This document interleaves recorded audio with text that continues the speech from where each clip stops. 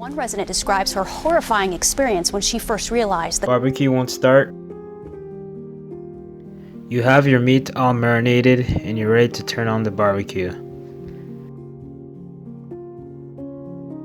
You open the propane valve.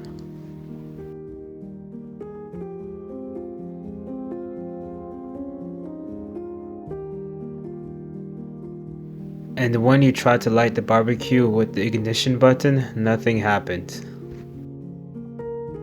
Ain't nobody got time for that.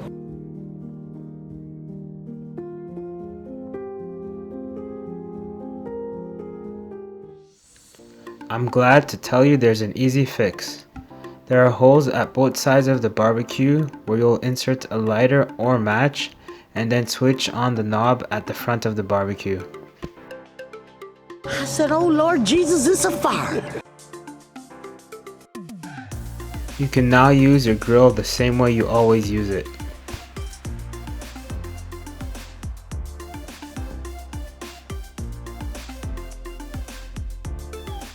I thought somebody was barbecuing.